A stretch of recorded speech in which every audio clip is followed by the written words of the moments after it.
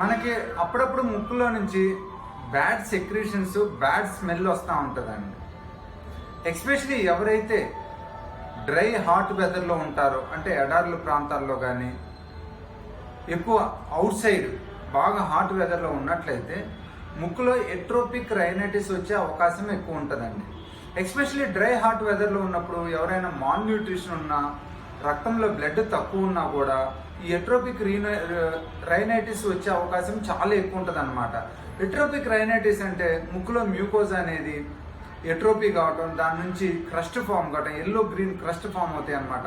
మనం ముక్కును చీదినప్పుడల్లా బాగా క్రస్ట్ వస్తే, వెరీ బ్యాడ్ స్మెల్ వస్తే, అప్పుడప్పుడు బ్లడ్ కూడా వచ్చే అవకాశం ఉంటుంది అనమాట. ఎవరికైతే ముక్కులో బ్యాడ్ స్మెల్ వస్తుందో, అలాగే yellow green bad smell crust form అవుతూ ఉంటాయో వాళ్ళు ముక్కును ఒకసారి ఎండోస్కోపీ విధానం ద్వారా చెక్ చేసుకోవటం మంచిదన్నమాట.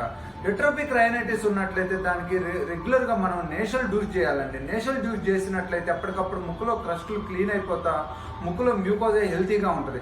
అలాగే మనం ముక్కులో ఫ్రీక్వెంట్గా వాటర్ కొట్టుకుంటూ ఉండాలి.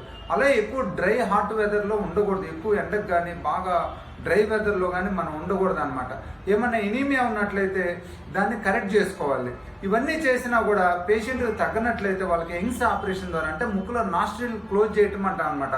ఆ క్లోజ్ చేసినట్లయితే ఈ ఫౌల్ స్మెల్ అనేది, ఆ ఫౌల్ క్రస్ట్ ఫార్మేషన్ అనేది తగ్గుతుంది అనమాట. సో ఎవరికైనా ముక్కులో బ్యాడ్ స్మెల్ వస్తున్నా, బ్యాడ్ స్మెల్ క్రస్ట్ ఫామ్ అవుతున్నా కూడా నేసల్ ఎండోస్కోపీ విధానం ద్వారా చెక్ చేసుకొని దాన్ని మెడికల్ మేనేజ్మెంట్ జలనేతి అవసరమైతే యంగ్స్ ఆపరేషన్ ద్వారా ఆపరేషన్ చేసుకొని దాన్ని మనం పూర్తిగా క్యూర్ చేసుకోవచ్చు. For further updates subscribe Asian ENT care centre YouTube channel.